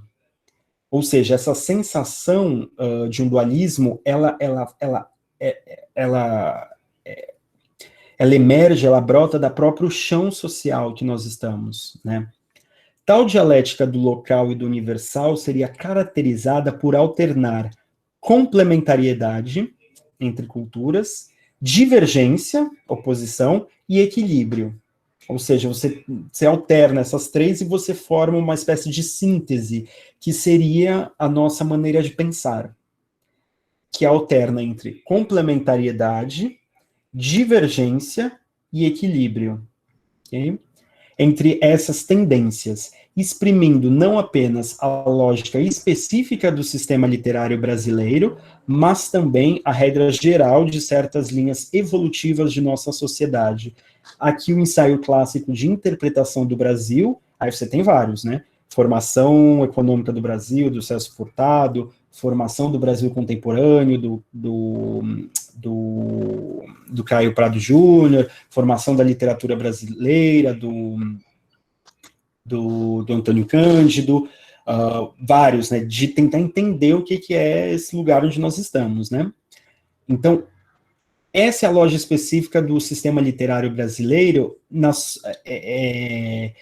sua regra geral, não apenas do ensaísmo, né, da forma literária, da forma artística, da forma intelectual, mas também a regra geral de certas linhas evolutivas de nossa sociedade, a que o ensaio clássico de interpretação do Brasil deu o nome de formação, né? Uma coisa que está ganhando forma. Esta formação, por sua vez, poderia ser entendida como uma integração progressiva por meio de uma tensão renovada a cada etapa cumprida, promovendo integração e diferenciação, incorporação do geral para se alcançar a expressão do particular, ou seja, uma dialética entre local e universal, integração e diferenciação, incorporação do geral para se alcançar uma expressão do particular. Essa acumulação resultaria em instantes de mudança qualitativa de patamar e superação dos laços habituais de dependência desse influxo externo, né, de ideologias, coisas. Finalmente, depois de tanta coisa sendo vomitada, despejada aqui, algo é formado. São esses instantes de saltos. Períodos em que a influência estrangeira perde a prevalência, devido ao filtro da tradição que se formou ao longo do referido processo. E é precisamente nesses momentos de salto e equilíbrio entre as duas tendências que entram em cena, que aqueles escritores que surgem, né, os escritores cuja obra alcança significado geral mediante o aprofundamento de detalhe local. Aqui é muito importante. Esses momentos em que a obra, o que é produzido, e nós começamos falando sobre isso, o porquê do cinema novo brasileiro ele ser tão estudado até hoje por estrangeiros, não só no Brasil, porque esses artistas, esses intelectuais, conseguiram alcançar um significado geral que fala alguma coisa para esses norte-americanos, para esses europeus, para esses chineses, para essas pessoas, para esses brasilianistas espalhados ao redor do mundo, inclusive na América Latina, alcança significado geral mediante o aprofundamento do detalhe local, de se deixar guiar pela matéria brasileira. E esse foi o caso tanto do Machado de Assis, quando aquela virada, que foi quando essa virada, foi quando isso aconteceu pela primeira vez, ok? E que voltou a ocorrer com Guimarães Rosa. A meu ver, o cinema novo que emerge no final dos anos 50 e cuja produção dura até mais ou menos os anos 70, é outro capítulo dessa dinâmica de acumulação de uma tradição que se mostra capaz de superar aquela instabilidade e oscilação que marcariam a vida intelectual e artística de uma nação periférica. No caso específico do cinema de Glauber Rocha, pode-se dizer que, apesar de certamente encontrarmos a forte presença de influências externas, como o Sergei Eisenstein, como eu mencionei na segunda-feira, o Bertolt Brecht, o André Bazin, toda a teoria dele lá da ontologia da imagem, da imagem cinematográfica, do realismo, do plano sequência, etc., do neorrealismo italiano, né, notadamente Pasolini, da Nouvelle Vague francesa, notadamente, em especial, o Jean-Luc Godard, e do western norte-americano, porque o Glauber, não sei se vocês repararam, mas ele inclui nas cenas tanto do vaqueiro Manuel assassinando os jagunços do coronel que ele assassinou no começo, né, aquela coisa da faca, né, saltar do cavalo, brigar, rolar na terra, quanto as partes os cortes, né, aqueles cortes que mistura meio Nouvelle Vague com western americano, né, dele atirando, ele colocou tudo aquilo e trouxe no nível da estética da fome, né, ele tirou toda a mistificação dessas formas, né, e trouxe para o rebaixamento da experiência brasileira. Ou seja, você viu que ele conseguiu fazer um significado geral, incorporando questões gerais, influências estrangeiras, mas subordinando-as à matéria brasileira. ele atinge uma solução original ao colocar no centro a matéria brasileira. Isso equivale a dizer que a sua estética da fome é, em linhas gerais, aquela revolução que, de tempos em tempos, ocorre por aqui, e que se torna capaz de deixar de medir a experiência nacional, em particular pelas lentes estrangeiras, e passa a interrogar a própria ordem de coisas internacional e universal por intermédio da miséria local. Ou seja, como se você tivesse uma reviravolta.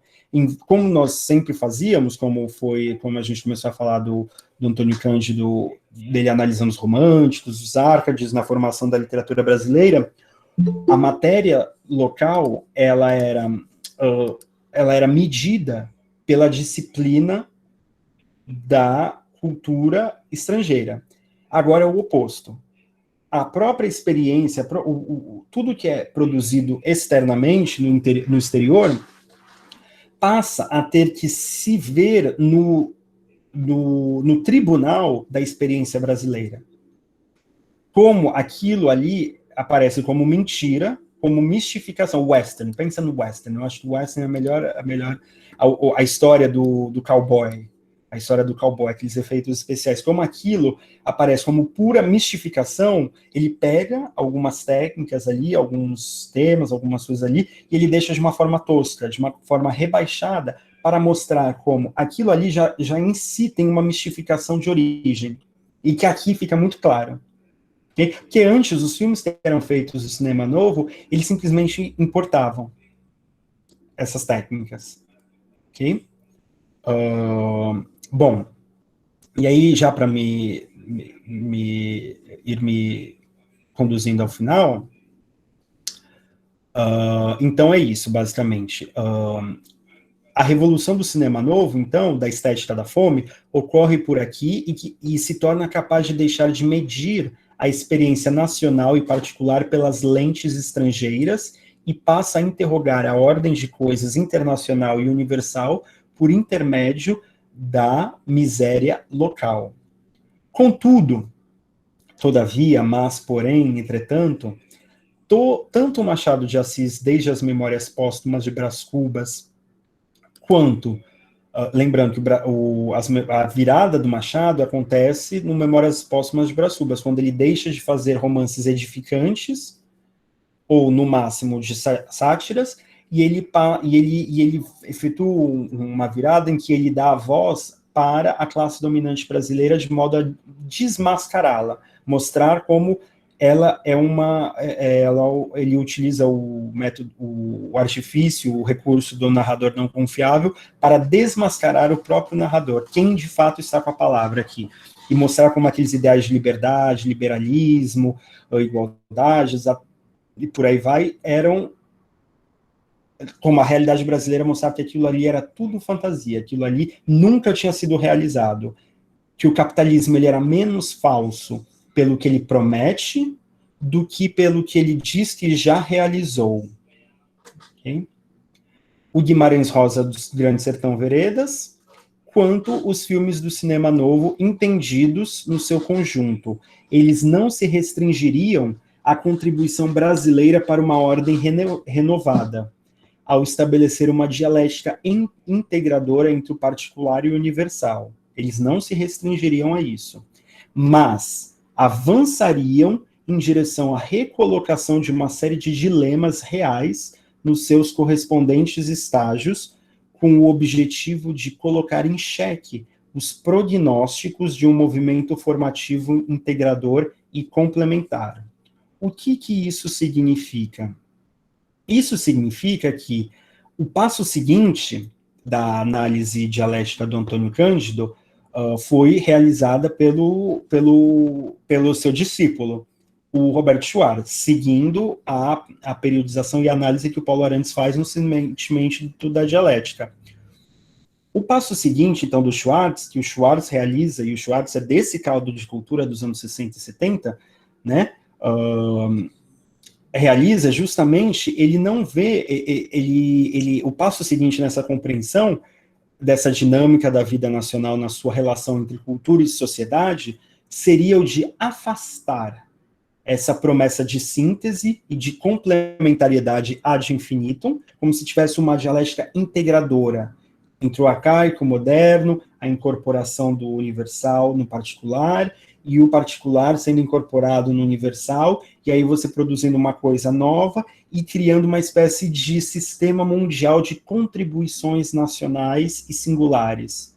Que isso em si, essa dialética integradora, essa síntese, essa promessa de síntese, ela não se dá. Essa ideia de convergência foi desmentida pela experiência sociohistórica do Brasil, no século XX, principalmente. Encarar a destruição dessa convergência, ou seja, tanto o cinema novo, quanto Machado de Assis, o João Guimarães Rosa, a experiência da crítica cultural do Roberto Schwartz, elas trariam para a gente novamente a destruição dessa convergência. Por quê? Porque você coloca no centro uma questão muito importante. Porque, embora ela seja verdadeira, que existe uma integração do nacional e do universal, do local e do universal, essas coisas, isso aí diz muito pouco, é muito abstrato ainda. Por quê? Porque se você pega o que aconteceu de fato ao longo dos anos 20, se você julga as ideias, os esquemas teóricos pela própria realidade, aí você encontra uma coisa que mostra que isso não acontece. Mas, por quê? O que de fato ocorreu ao longo do século XX e que serviu de condição de possibilidade para o cinema novo foi justamente o colonialismo, o imperialismo, a dependência, o subdesenvolvimento e a luta de classes.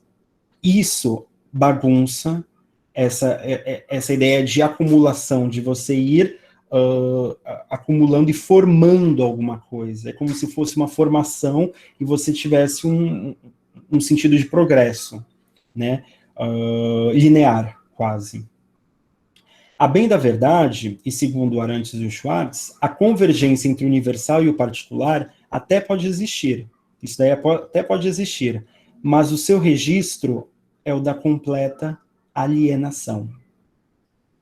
Em lugar da contribuição local à diversidade das culturas, vem à frente a história da má formação nacional, como instância da marcha grotesca e catastrófica do capital. Em outras palavras, a história brasileira teria não só desmentido a realização da incorporação do particular no universal, mas também exposto à desintegração tanto do universal quanto do particular. Aqui voltamos à tese inicial do nosso curso, sobre o empobrecimento do povo brasileiro, da particularidade, e que revela alguma coisa do estado do mundo atual. Infelizmente, nós não tivemos tempo de fazer, depois no primeiro tópico sobre a cultura popular na Idade Moderna, fazer o discurso que eu gostaria de ter feito no século XIX, quando o sistema atual que rege hoje o capitalismo de nações, ele foi constituído no final do século XVIII e ao longo do século XIX. Infelizmente, nós não tivemos tempo, mas eu retomo isso daqui brevemente. Ali se constituiu um sistema de nações, ou seja, foi utilizado o nacionalismo, um sentimento de pertencimento, nacionalismos, para a formação de artefatos político-jurídicos, que são os Estados-nações. Um Estado-nação não coincide com o nacionalismo. Isso daí é uma grande confusão. O nacionalismo, ele não necessariamente ele pressupõe um Estado-nação. É só vocês pararem para pensar os vários nacionalismos que vão irrompendo em vários lugares na Europa, por exemplo. Ou um país como a China, em que você tem um Estado-nação que se impõe sobre vários nacionalismos, culturas nacionais. Porque a nação ela não necessariamente é um Estado, é isso que eu quero colocar. E aqui o que nós vemos é que a história brasileira tem mostrado que essa formação de um Estado-nação, ela não está indo em uma escala ascendente, mas talvez descendente. Que nós estejamos vivenciando, e isso daí vai ficar mais claro com a virada, depois dessas obras, digamos assim, desse momento de brecha, de 1961 e 1964, quando nós avançarmos em direção aos anos 70, 80 e 90, isso vai ficar muito evidente. Que o processo civilizador, o processo civilizatório, agora pode estar em uma contramarcha. Em uma contramarcha descendente, que o Cidade de Deus, ele coloca isso de maneira claríssima. Né? Infelizmente, eu tive que tirar o último filme, que era o Branco Sai, Preto Fica, que aí ali fica mais evidente ainda, mas o curso já estava muito grande, aí eu tive que tirar, mas então vamos focalizar o Cidade de Deus. Ali você já tem a ideia da administração social armada completa. Você já tem a desarticulação de tudo. No Branco Sai, Preto Fica, você já tem o passinho, né? Branco sai, preto fica, e a polícia chega, barbariza, e os cantores, os dançarinos, eles ficam mutilados, né? Não tem mais Manuel, não tem mais Firmino, não tem mais Antônio das Mortes, né? Que tem é a barbárie. Então, essa que é a questão do curso. São as metamorfoses do popular, para a gente ver de que modo essas obras, elas vão nos devolvendo um processo em curso da catástrofe do que é o capitalismo. Na sexta-feira, nós vamos começar o Gota d'Água, do Chico Buarque, através do prefácio que ele e o Paulo Pontes fizeram, explicando o motivo da obra, da peça. Eu recomendo que todos leiam, é uma peça lindíssima. Você encontra na internet, eu enviei para vocês em PDF. Você encontra também as canções, né, parte da interpretação da Bibi Ferreira, que também está deslumbrante na internet, no YouTube. Bom, na sexta-feira nós vamos partir de onde nós paramos aqui. Por quê? Porque aqui nós discutimos muito sobre o reino das ideias, da cultura, da sociedade, tal, partindo do Deus e o Diabo na Terra do Sol. Eu vou retomar um pouco algumas linhas gerais da análise do Deus e o Diabo na Terra do Sol, que hoje não deu tempo, e fazer já a transição através de um discurso mais econômico, através de um livro chamado Subdesenvolvimento e Revolução, um texto específico que se chama Caráter da Revolução Brasileira, que foi coletado nesse livro, Caminhos da Revolução Brasileira, organizado pelo professor do Departamento de História da USP, Luiz Bernardo Pericaz. O nome é Caminhos da Revolução Brasileira, em que ele vai trazer como que isso que nós estamos estudando na literatura, no cinema e na filosofia, digamos assim, aparece na economia. Olha que maravilha. A complementariedade no que a complementariedade no que aparece como polos opostos, que seria uma burguesia industrial, progressista, urbana, e uma oligarquia antiquada, latifundiária. Como, na verdade, o que acontece é uma complementariedade, que às vezes causa estranhamentos, né? E aí são as brechas. Há um estranhamento entre elas, mas que como essa oposição, toda hora a gente escuta, não é? O Lula, a Dilma, o Ciro Gomes, sei lá quem mais, o Boulos, toda essa gente vem falando, não, os juros, os bancos, não sei o quê. E aí coloca o Ministério da Agricultura para a Caixa Abreu, para o agrobusiness, para o latifúndio. Ou seja, existe uma complementariedade, na verdade.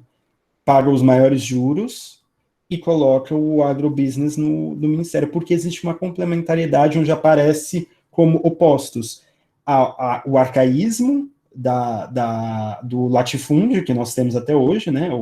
É a fração burguesa, digamos assim, que agora se aburguesou, né? Mas na época era uma aristocracia latifundiária.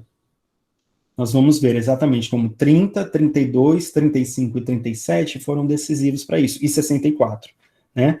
30, a revolução dessa burguesia ascendente, urbana, capitaneada pelos liberais, do Getúlio Vargas, etc.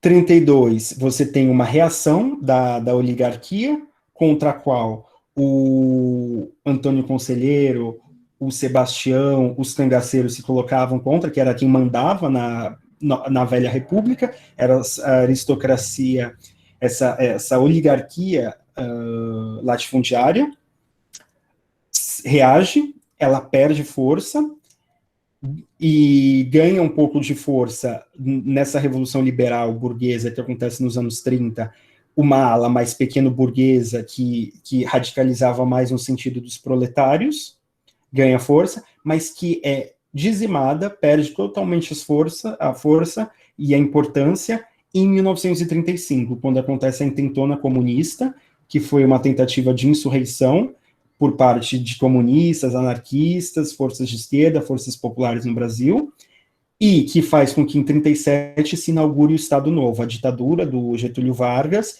já com apoio tanto da aristocracia, e ali que é formado um pacto que vigora, digamos assim, até hoje. Um pacto que faz essa complementariedade entre o arcaico, digamos assim, né, essa oligarquia latifundiária, e essa burguesia, digamos assim, progressista, como ali forma-se um pacto, que vigora até hoje, né? E que hoje em dia ele está sendo revogado, né? Porque é ali que surge a legislação trabalhista, os concursos públicos para cooptar a classe média através de uma estabilidade econômica, você tem a legislação social, a implementação dos sindicatos para cooptar os trabalhadores, você tem um arranjo que é feito pelos ganhos, pelos excedentes econômicos da máquina agroexportadora, você pega esses excedentes via fração bancária, você investe numa industrialização, ou seja, o Brasil é um dos casos únicos em que a industrialização foi financiada pela agricultura, pelo latifúndio. Olha que loucura isso. Ele mostra ali essa complementariedade que a gente viu nos búzios da Mãe de Santo no Barravento, que nós vimos na navalha e no rifle, rifle, fuzil, sei lá o que é aquilo, que nós vimos dentro do Antônio das Mortes, né, nessa dupla fidelidade, que nós vimos também nessa dupla fidelidade no Antônio Cândido, que ele via, né, no intelectual brasileiro, no artista brasileiro, que também tinha. E que isso daí se complementa, na verdade, que em alguns momentos isso se estoura e abre em brechas. E é aí que entra que nós estamos falando, né? O Cinema Novo e tal, e outras questões. Bom, gente, eu falei um monte de coisa hoje, eu espero que não tenha ficado tão confuso, eu tentei jogar várias coisas, ao mesmo tempo rearticulá-las e mandar a bola para frente, né, para tentar fazer com que o curso tenha uma cara melhor, colocar os problemas, né, as dinâmicas do Brasil, tentar armar o teorema, para que vocês usem isso para o que bem entenderem, né. Bom, agora é isso por hoje. Eu vou ver aqui alguns comentários, o microfone está aberto para quem quiser fazer comentário, pergunta, ok? Bom, Danilo. Calma, deixa eu ver se tem mais alguma em cima. Não. Bom, ok, aqui era mais um comentário. Gente, alguém tem uma pergunta ou comentário que gostaria de fazer? Deixa eu ler aqui a Isabela comenta, né, daquele fotograma do Barravento, em que nós vimos o proprietário está acima de todos, é verdade, em cima da carroça. O Danilo comenta, como se a conciliação, mestiçagem, harmonia, etc., ocorresse, em parte ocorreu na produção cultural e simbólico, mas nem um pouco conciliatório na infraestrutura que é basicamente a violência extremada. É por aí? Francisco Bosso tem um capítulo sobre. Sim, eu acho que é bem por aí, sim. Eu acho, como eu penso, na minha cabeça, a produção cultural aparece não apenas, ainda que certamente, como uma compensação para essa desarmonia. Se lembram que eu bato nessa tecla, que a cultura ela tem esse papel de ligação, ela é convocada para realizar esse papel de ligação, coisas que às vezes não podem ser efetivadas na vida real. É como se a produção cultural fosse uma produção simbólica para realizar na narrativa a solução de problemas irresolvíveis na realidade prática. Quando você vai numa análise, no psicanalista, faz uma terapia, é exatamente isso. Para você tentar superar, começar a superar subjetivamente, você tem que colocar os seus dramas, seus traumas em linguagem, em uma narrativa, em uma imagem, através da qual você pode começar a trabalhar para tentar um dia resolver aquilo, mas não necessariamente resolver. Sim, milicianos mesmo, Iona Magalhães presente, né? Ela é ótima. E ela também está no Rock Santeiro, você vê? E você vê que a música, os que ficaram até agora, umas 50, 40 pessoas, os que ficaram até agora, os que viram o Rock Santeiro, é demais isso. A Iona Magalhães também está lá, e a música de abertura é Deus e o Diabo na Terra. E aí você... Enfim. Ele é dessa mesma época, né, o Dias Gomes e tal, mas ele tem uma outra proposta, e ali já é outra coisa também, a gente vai chegar lá, já é outra coisa. Nós vamos ter 2 aulas para o Rock Santeiro, 2 dias para o Rock Santeiro. Então eu recomendo que vocês assistam o máximo de episódios possíveis. E lembrando, novela é aquela coisa, você assiste os 10 primeiros episódios, os 10 episódios do meio, os 10 últimos episódios, e tá tudo em casa. E essa daí não é diferente, digamos assim, não. A novela é deliciosa, é ótima, ela é cheia de sacadas, assim, geniais, às vezes, do Dias Gomes, né, para uma produção daquelas. Naquela época ainda dava para escapar uma coisa ou outra, mas hoje em dia nem aquilo é permitido, né? Enfim, tem uma olhada. Departamento francês de ultramar está pulverizada, não entendi. É o livro do Paulo Arantes, né, o departamento francês. Schwartz é o maior intelectual vivo, Danilo também, criativo e um passo adiante em relação a Antônio Cândido, como diz o Paulo Arantes, no sentido da formação. Sim. Essa é a tese do FHC no fim do Empresários e Desenvolvimento Econômico de 64, sobre essa falsa burguesia que o PSCB acreditava, dentro da teoria da frente ampla. Perfeito, Danilo. Nós vamos retomar exatamente isso, mas via Rui Mauro Marini, tá? Se é para falar sobre essas coisas, eu prefiro ir pelos melhores, assim. A gente vai falar exatamente isso, dessas alternativas de Revolução Brasileira, que eram apresentadas nos anos 60. Ok? Falei demais, foi mal? Não falou, ajudou muito, obrigado, Danilo, participe sempre, é sempre muito é uma grande satisfação ler o que vocês estão comentando, né, para saber, porque como a gente está nesse esquema, né, saber, né, o que vocês estão achando, né. Talvez a pergunta não tenha nada a ver, Cleis, mas nesse período acontecia o movimento tropicalista, era algo totalmente à parte do cinema novo? Calma, o tropicalismo ele já surge no final dos anos 60, começo dos anos 70. Ele já é outra coisa. Já é uma espécie de, como é que dois escritores que eu gosto muito que analisam esse tema, que é o Roberto Schwartz e a Ina Camargo Costa, eles caracterizam o tropicalismo como a resistência que se adapta, né? Resistindo, adaptando-se, né? Seria o tropicalismo, né? Eles veem que rolou um adeus às armas, né? Acabou a brecha, fechou, e aí, como eles não são bobos nem nada, foram fazer, né, a resistência adaptada, né? Foram resistindo, adaptando-se, né? E que é o tropicalismo, né? Até hoje, né? Tanto é que o Caetano Veloso, né, recentemente ele, entre outras coisas que ele fala, né, ele disse que a continuidade do tropicalismo é a Anitta. Então, eu acho que isso diz tudo do tropicalismo. Eu acho que o Caetano é um gênio, ele é genial, ele é uma figura extraordinária, e ali ele matou outra charada. Não teria mais nada a acrescentar. A Anitta é o ponto de chegada do tropicalismo. Eu acho que é bem isso. Eu acho que é bem por aí. Vai malandra, né?